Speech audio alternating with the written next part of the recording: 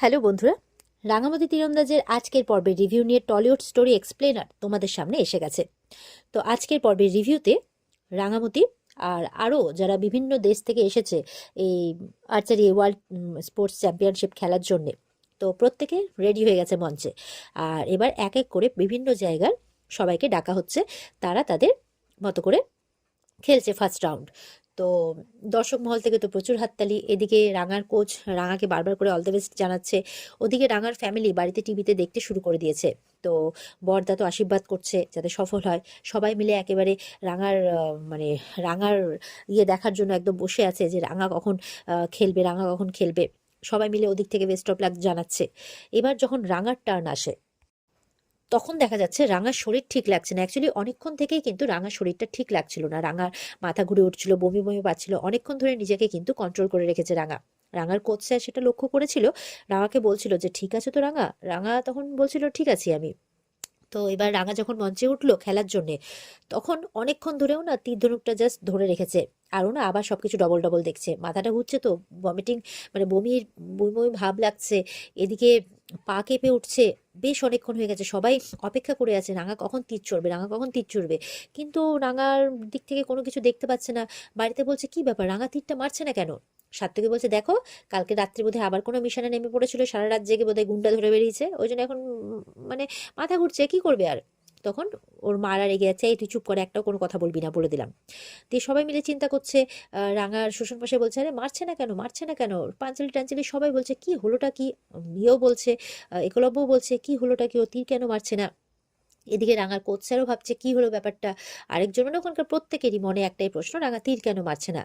ইতিমধ্যে দেখা যাচ্ছে মানে রাঙা কিন্তু সবার কথা ভাবছে, বাড়িতে যখন আশীর্বাদ নিয়ে বেরিয়েছিল সবার কথাগুলো মাথায় ঘুরছে যে সবাই কতটা আশাবাদী রাঙাকে নিয়ে। তবুও কিন্তু রাঙা কিছুতেই পারছে না। দেখা যাচ্ছে শেষমেশ রাঙার মাথাটা ঘুরে যায়, রাঙা অজ্ঞান হয়ে মঞ্চের মধ্যে পড়ে যায়। এটা দেখে তো বাড়ির সবাই অবাক হয়ে যায়, যে যার জায়গা ছেড়ে উঠে পড়ে, কি হলো কি হলো কি হলো। একলব্যকে বলছে ওর মা এক্ষুনি তুই সংগ্রামকে ফোন কর, এক্ষুনি সংগ্রামকে ফোন কর। সংগ্রাম দৌড়ে এসে রাঙার কাছে রাঙা রাঙা করছে। সবাই মিলে মানে অবাক হয়ে গেছে জাস্ট যে কি হলো ব্যাপারটা। তো এবার ডক্টরের কাছে নিয়ে যাওয়া হয়েছে তাড়াতাড়ি করে। এদিকে একলব্য সংগ্রামকে ফোন করছে, এদিকে কেউ বুঝতে পারছে না যে ব্যাপারটা কি হলো। এদিকে বাড়িতে সত্যজিৎ বলছে রাঙার সাথে কিন্তু আমারও কথা হয়েছে, কিন্তু রাঙা যেন মনে হলো পুরো ব্যাপারটা আমাকে জানালো না, কি হয়েছে ব্যাপার আমি কিছু বুঝতে পারছি না। এদিকে একলব্যর মা বলছে যে কি হচ্ছে, মেয়েটা বারবার এত বমি করছে কেন ঘন ঘন। এবার মনে মনে কিন্তু তার একটা ডাক দিয়েছে, কি ব্যাপার এত ঘন ঘন বমি করছে কেন। ওদিকে সবাই বেশ চিন্তা করছে কি হলো ব্যাপারটা। একলব্যের বাবা বলছে এই মেয়েটা না নিজের একদম যত্ন রাখে না, দেখো এখন খেলার সময় এরকম হলো, কি যে বলি না মেয়েটাকে নিয়ে, এরকম বলছে। ওদিকে দেখা যাচ্ছে মেডিকেল টিম রাঙা ট্রিটমেন্ট করছে, বেশ কিছুক্ষণ ধরে ট্রিটমেন্ট করছে।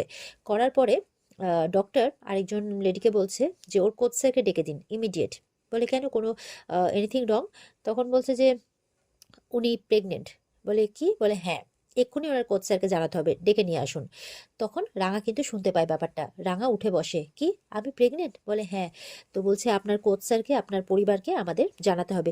বলে না না, দয়া কর দয়া কর, প্লিজ প্লিজ তুই আমার পরিবারকে জানাস না, না হলে ওরা আমাকে আর খেলতে দেবে না। আসলে আমাকে নিয়ে ওরা এতটাই চিন্তা করে না যে আমি প্রেগনেন্ট জানতে পারলে ওরা আমাকে নিয়ে আর খেলতে দেবে না। প্লিজ বলিস না বলিস না। বলে কিন্তু আমাদের অথরাইজেশনকে এটা কিন্তু জানাতেই হবে, আর আপনার কোচ স্যারকেও জানাতে হবে, উনি ডিসাইড করবেন কি করবেন, কিন্তু আমাদের তো ফর্মালিটি আমাদের করতেই হবে। রাঙা বলছে আমি কি আর খেলতে পারবো না? বলে আপনি অবশ্যই খেলতে পারবেন, প্রেগনেন্ট হলেও আর্চারি খেলাই যায়, তাতে কোনো সমস্যা হয় না। আমরা শুধু আপনার কিছু মেডিকেল টেস্ট করাতে দিয়েছি, সেই রিপোর্টসগুলো যদি সব নর্মাল আসে তাহলে আপনি খেলতে পারবেন, শুধু কিছু মেডিকেল কন্ডিশন আপনাকে মানে ফলো করতে হবে। তো রাঙা চুপচাপ আছে। তো ইতিমধ্যেই ডক্টররা বাইরে যায়, বাইরে গিয়ে কোচ স্যার বলছে সবকিছু ঠিক আছে তো? তো বলছে যে ঠিকই আছে, একটা গুড নিউজ। বলে কি? বলছে উনি প্রেগনেন্ট। তো শুনে তো কোচ স্যার অবাক হয়ে যায়, এবার কি হবে, কি করে খেলবে। তো বলছে যে কি, বলে হ্যাঁ আচ্ছা আমি একবার ওনার সাথে কথা বলতে পারি? বলে হ্যাঁ শিওর। তো ভেতরে যায়। তো এবার কোচ স্যার কি বলবে রাঙাকে বুঝতে পারছে না, রাঙাকে দেখে আবার বেরিয়ে চলে আসছে। রাঙা বলছে প্লিজ স্যার, প্লিজ কিছু মনে করিস না স্যার, প্লিজ মানে দেখ এই কথাটা তুই আমার বাড়ির লোককে জানাস না, না হলে আমি আর খেলতে পারবো না। তখন বলছে কিন্তু রাঙা আমাকে তো জানাতেই হবে। বলছে না না দেখ, আমি চোখে অনেক স্বপ্ন নিয়ে এসেছি, আমি এত দূর এসেছি, আমি খেলতে চাই। বাড়িতে জানাতে গেলে তুই তো উড়নবাবুকে চিনিস, বল আমাকে কিছুতেই এই অবস্থায় খেলতে দিবে না। তখন বলছে যে কিন্তু তুমি পারবে রাঙা? বলে আমি পারবো, আমি দেশের জন্য লড়তে এসেছি, আমি অবশ্যই পারবো, আমি অবশ্যই পারবো, কিন্তু তুই প্লিজ বলিস না, টুর্নামেন্টটা শেষ হয়ে যাক তারপর তুই বলে দে, আমি তোকে আটকাবো না। বলে ঠিক আছে তাহলে টুর্নামেন্ট শেষ হতেই কিন্তু আমি বাড়িতে সবাইকে জানিয়ে দেবো। বলে হ্যাঁ হ্যাঁ তুই জানিয়ে দিস, কোনো অসুবিধে নেই।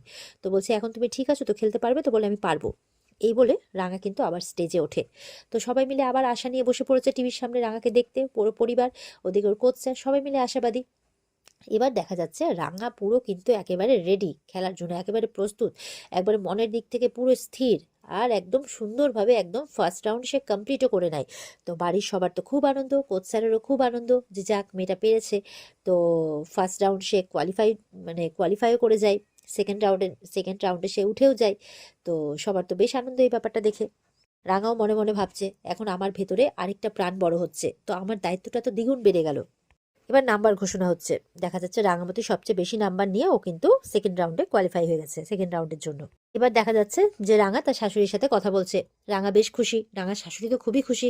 রাঙা তুই ফার্স্ট রাউন্ডটা জাস্ট ফাটিয়ে দিয়েছিস, দারুণ করছিস, সবাই তোকে নিয়ে কথা বলছে, সমস্ত স্পোর্টস চ্যানেল সব জায়গায় তোকে নিয়ে কথা হচ্ছে, তুই দারুণ খেলেছিস ফার্স্ট রাউন্ডটা। রাঙা তুই ঠিক আছিস তো, তোর শরীর ঠিক আছে তো? বলে আমি ঠিক আছি রে মা। বলছে সবাই তোকে নিয়ে খুব আশাবাদী রে রাঙা, সবাই নিশ্চিত যে তুই আমাদের দেশে গোল্ড নিয়ে আসবি। বলছে কিন্তু রাঙা ভালো করে কান দিক খুলে একটা কথা শোন, কিন্তু না না শোন, তোকে কিন্তু নিজের খুব খেয়াল রাখতে হবে। সংগ্রামকে বল দরকার পড়লে একটা দুটো তিনটে ডক্টর দেখা, ভালো করে নিজের ডায়েট খেয়াল রাখ, ভিটামিন খা, সব কিছু কর, তোকে নিজের খেয়াল কিন্তু রাখতেই হবে। রাঙা কিন্তু চুপচাপ শুনছে। রাঙা কিন্তু বলছে সবকিছু ঠিক আছে মা, তুই চিন্তা করিস না। মনে মনে বলছে এখন যদি আমি এই খুশির খবরটা দিই তাহলে তো আনন্দে লাফালাফি করবে মা, কিন্তু বলা যাবে না। আমি জানি আমাকে নিয়ে চিন্তাও করবে, বিশেষ করে তো উড়নবাবু ভাববে এই অবস্থায় আমার খেলাটা ঠিক হবে কিনা। তার মধ্যে সত্যজিৎ বাবু আমাকে এত বড় একটা দায়িত্ব দিয়েছে, না না এখন কিচ্ছু বলা যাবে না, বরঞ্চ আমি বাড়িটা ফিরি, মা বাবার অ্যানিভার্সারিতে আমি এই খুশির খবরটা সবাইকে দেবো। এদিকে রাঙা শ্বশুরমশাই রাঙার সাথে কথা বলছে, শোন আমাদের কিন্তু একদম চিন্তা করবি না, আমরা কিন্তু একদম ঠিক আছি, তুই নিজের শরীরের খেয়াল রাখ আর খেলাতে মন দে কেমন। এরপরে রাঙামতির মা বলছে, শোন একলব্য নাকু কিন্তু একটু মন খারাপ বুঝলি, এক তো তোর শরীর খারাপও শুনেছে, তুই একটু ভালো করে কথা বলে নিস ঠিক আছে। এই বলে রাঙা ফোনটা এরপর রেখে দেয়, আর মনে মনে ভাবছে উড়ানবাবুকে যখন আমি খুশির খবরটা দেবো না এমন খুশি হবে, তাই ভাবছে। ওদিকে দেখা যাচ্ছে যে সব ওই উগ্রপন্থীগুলো ওরা এবার সব ড্রিঙ্কের বোতল নিয়ে সেজে গুজে নেমে পড়েছে। এবার নাকি সব গার্ডদেরকে ওই ড্রিঙ্ক করিয়ে তাদের অজ্ঞান করে দেবে, আর সমস্ত যারা খেলোয়াড়রা আছে তাদেরকে এবার আটক করবে, এই প্ল্যান করেছে। তো তারা তাদের প্ল্যান একদম সাকসেস করার জন্য বেরিয়েও পড়েছে। ওদিকে দেখা যাচ্ছে যে রাঙামতি একটু সমুদ্রের ধারে, একটু বিচের ধারে হাঁটছে সেজে গুজে লাল শাড়ি পরে। আর ঠিক সেই সময় দেখতে পাচ্ছে তার উড়নবাবু সেখানে এসে উপস্থিত। তো সে তো দৌড়ে গেছে, বলে তুই এখানে? বলে হ্যাঁ। বলে তার মানে মা মিথ্যে কথা বলছিল? বলে হ্যাঁ আমি মাকে বলতে বলেছিলাম, আমি সোজা স্পেশাল ফ্লাইট নিয়ে তোমার কাছে চলে এলাম। আর দেখো মাত্র তো 4 ঘন্টার রাস্তা, আবার কি এখানে এখন আমরা একসাথে এই বিচের ধারে সূর্যাস্ত দেখব, তারপর আমরা কালকে তোমাকে খেলার জন্য তোমাকে বেস্ট অফ লাক জানিয়ে তোমার খেলাতে আমি সঙ্গী হয়ে তারপরে আমি এখান থেকে বেরিয়ে পড়বো।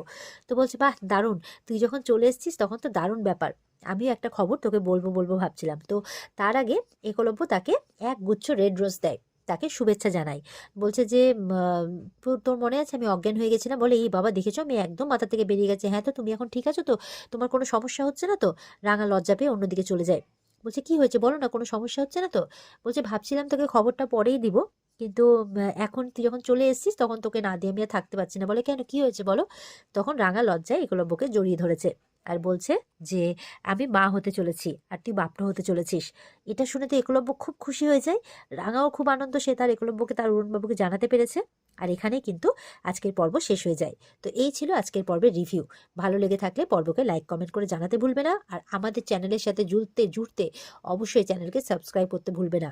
সবাই টলিউড স্টোরি এক্সপ্লেনারে বেশি বেশি করে জুড়ে থাকো, রাঙামাটি তীরন্দাজকে সাপোর্ট করো, আর আমাদের রিভিউগুলো যাতে আমরা আরও ভালো করে তোমাদের সামনে আনতে পারি তার জন্য সবাই আমাদের উৎসাহিত করো। ভালো থেকো সবাই, আর এই পর্বের বিস্তারিত দেখতে অবশ্যই স্টার জলসার পর্দায় চোখ রেখো। টাটা।